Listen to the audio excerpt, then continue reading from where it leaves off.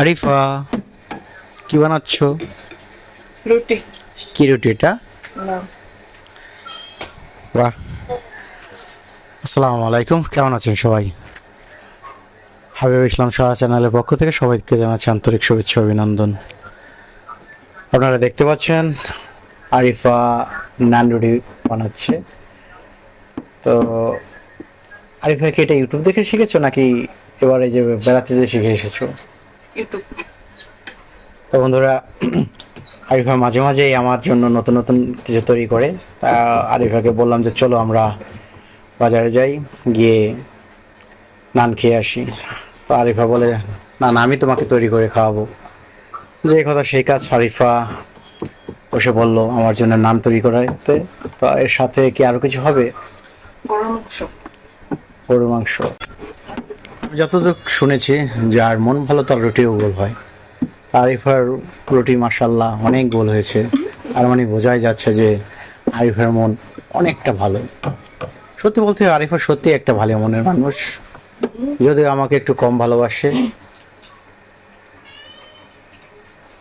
আমি কিন্তু খাওয়ার জন্য বলতেছি না, বাস্তবেই বলতেছি আরিফা সত্যি অনেক ভালো একটা মানুষ। তো বন্ধুরা, ভিডিওটি না টেনে আমাদের সাথেই থাকুন। বাহ, মাশাল্লাহ মাশাল্লাহ, আমাদের সাথেই থাকুন আর দেখুন কিভাবে আরিফা এই নান রুটি তৈরি করলো। আসসালামু আলাইকুম গাইস, কেমন আছেন সবাই? হাবিব আসলাম সারা চ্যানেলের পক্ষ থেকে আপনাদের সবাইকে জানাই স্বাগতম। তো আজকে আমি বানাবো রেস্টুরেন্ট স্টাইলে নান রুটি, তাই ভিডিওটি না টেনে আমাদের সাথেই থাকুন। তো নান রুটি তৈরির জন্য আমি এখানে 4 কাপ আটা নিয়ে নিচ্ছি মেজারমেন্ট কাপে। আপনারা চাইলে কম বেশি করেও নিতে পারেন।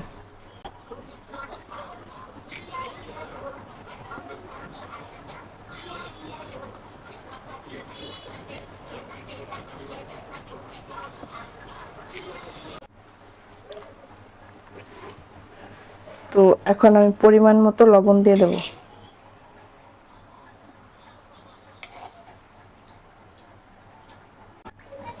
এখন আমি দিয়ে দিচ্ছি 1 চামচ বেকিং পাউডার।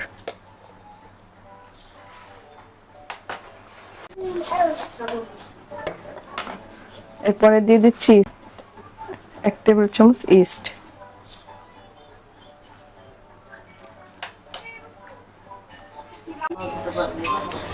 এরপরে দিয়ে দিচ্ছি 1 টেবিল চামচ ঘি।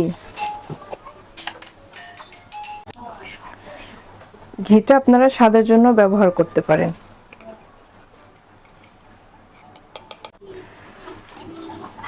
এখন আন্দাজ মতো একটু তেল দিয়ে দেব।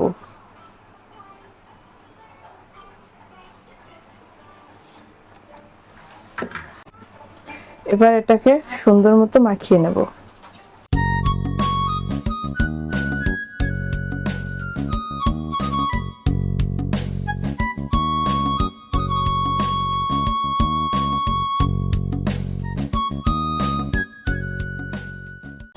এখন আমরা পরিমাণ মতো পানি দিয়ে এটাকে মিক্স করে নেব।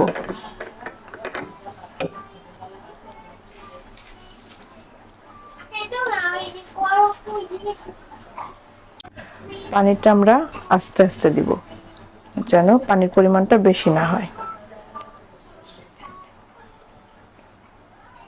পানিটা একেবারে দেওয়া যাবে না, না হলে ডোটা নষ্ট হয়ে যাবে।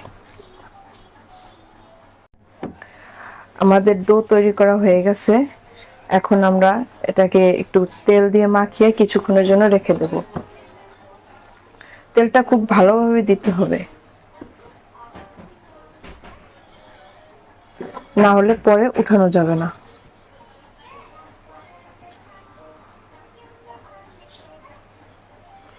তেলটা সুন্দরভাবে সব জায়গায় মাখিয়ে নিতে হবে। তেলটা অতিরিক্ত দেওয়া যাবে না, না হলে পরে আবার এটা উঠানো যাবে না।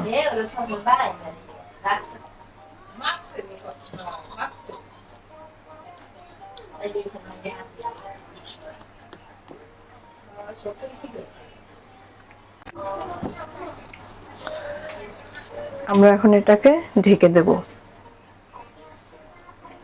যেন কোনোভাবে এটার ভিতরে হাওয়া প্রবেশ করতে না পারে। 1-1.5 ঘন্টার জন্য এটাকে রেস্টে রাখতে হবে।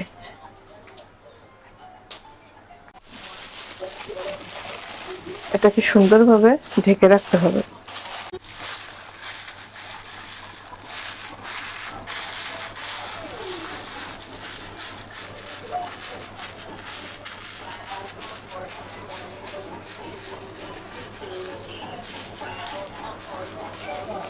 ডোটা রেখেছি আমরা 1 ঘন্টার মতন হয়েছে। আমরা 1 ঘন্টা পরে ফিরে আসলাম। এখন দেখব ডোটার কি অবস্থা।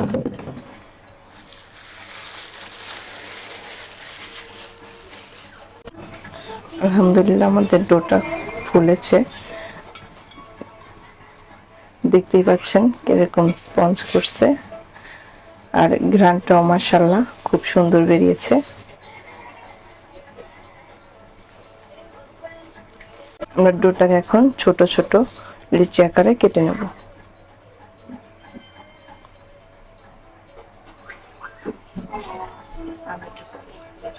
এখন আমরা এটাকে বেলে নেব। আমি আগে থেকে সবকিছু তৈরি করে রেখেছি।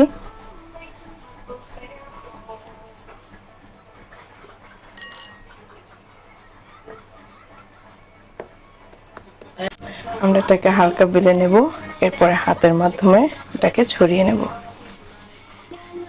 আমাদের বেলা শেষ, এখন আমরা চুলাটা জ্বালিয়ে নেব।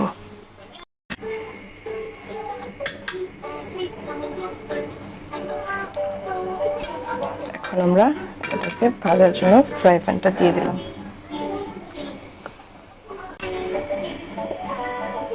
এখন আমরা তেলটা দিয়ে সুন্দরভাবে ব্রাশ করে নেব। আমরা এখন রুটিটা ভেজে নেব।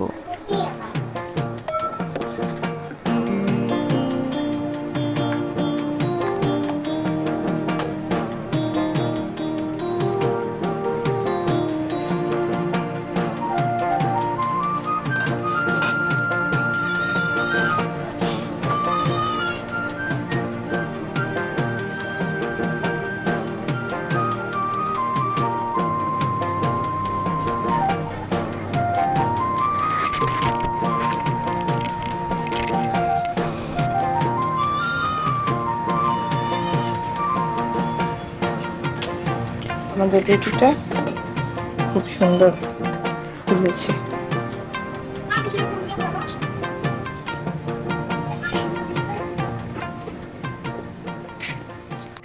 দেখুন বন্ধুরা, রুটিটার কি সুন্দর কালার এসেছে।